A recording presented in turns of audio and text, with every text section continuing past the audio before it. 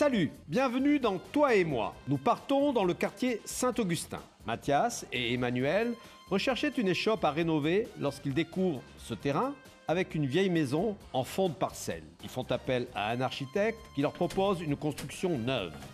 Bonjour. Bonjour, bienvenue. Bien, Bonjour monsieur, ça va et vous? Bien, nous voilà donc dans le lieu de vos rêves et pour lequel vous avez peut-être pris un architecte. Donc, Tout à fait. pour réaliser ce rêve. Oui. Et donc, vous l'avez donné un programme et c'est lui qui vous a proposé ces volumes? Oui, nous avions des envies assez précises de volume, effectivement, surtout dans la verticalité, avec la volonté d'avoir de grandes baies vitrées qui nous apportent de la lumière. Cette volonté un peu de voir un peu le ciel depuis le canapé. Et l'architecte nous a permis d'apporter aussi cette double baie vitrée. C'est vraiment l'architecte qui nous a apporté cet œil, cette vision des choses et qui a permis de réaliser la chose avec toutes les contraintes.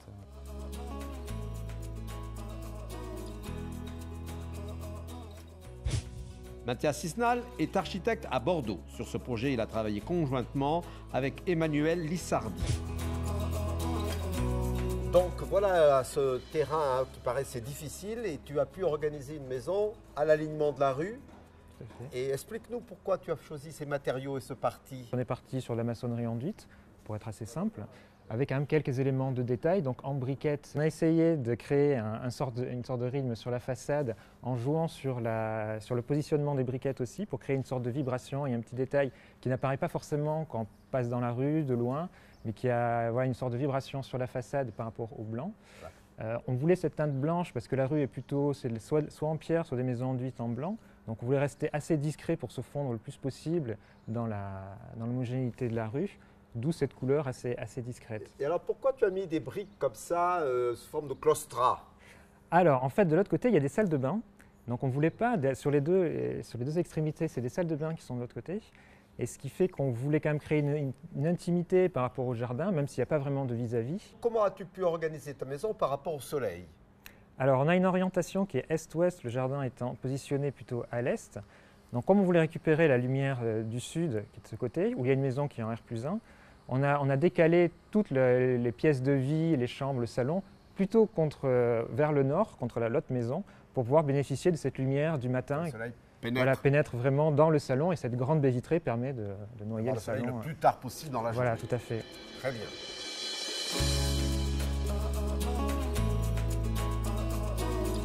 Donc voilà l'escalier qui est un élément important de ton organisation. Tout à fait, en fait, il relie vraiment le rez-de-chaussée avec l'étage. Donc lui s'oriente plutôt vers la rue avec une grande baie vitrée. On a le répondant de l'autre côté qui est dans le salon avec la baie vitrée du jardin.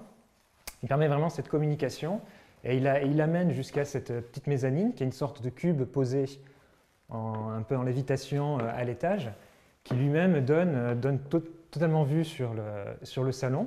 On a calé de ce côté des pièces chambre d'amis, salle de bain, toilette. Et de l'autre côté, on a mis vraiment les chambres, les espaces, les parties intimes. Voilà, Et alors, il y a beaucoup de détails, et notamment cette petite condamnation pour que les enfants ne tombent pas dans l'escalier, qui est dissimulée dans le garde-corps. C'est un très beau détail. Et ce qui est remarquable, c'est tous les matériaux que tu as utilisés, des espèces de gammes sélectionnées et avec laquelle tu as joué. Voilà, on a voulu définir une gamme de matériaux assez réduite et des éléments qui se répondent dans la maison partout, dans toutes les pièces et dans tous les niveaux. Alors c'est vrai que les clients avaient une attirance vers les années 30, donc on a gardé quelques éléments. Donc il y avait des éléments blancs, qui sont à la fois les éléments de plâtre en blanc ou même les faïences blanches qu'on retrouve dans les salles de bain.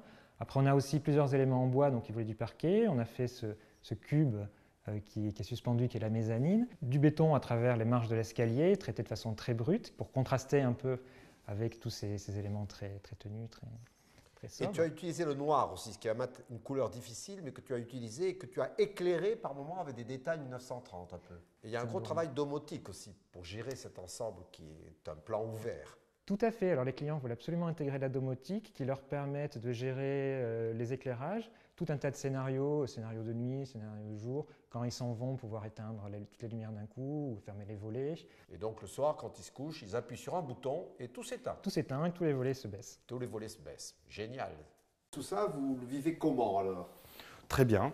Vraiment, les architectes nous ont permis d'avoir vraiment cette vision du jardin depuis cet espace un peu privilégié qui est le bar, la cuisine où nous nous retrouvons très fréquemment.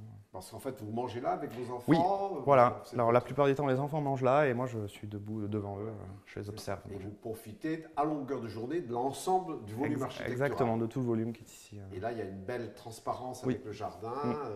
Vous avez la chance de ne pas avoir un environnement désagréable, au contraire, non, nous n'avons pas plein centre-ville. Pas de vis-à-vis. On a une bonne communication avec les étages, avec l'escalier ensuite. Et on peut quand même surveiller les enfants. Ah oui, s'ils crient un peu trop fort. S'ils crient. Voilà, s'ils crient. Exactement. Allez, on récapitule. Créer l'ambiance, un architecte saura donner du style par petites touches sans tomber dans la caricature. N'ayez pas peur de démolir pour mieux reconstruire. L'architecte a su repositionner le bâtiment sur la parcelle pour aller vers la lumière. Pour plus de renseignements, n'hésitez pas à contacter le 308, le lieu de l'architecture à Bordeaux.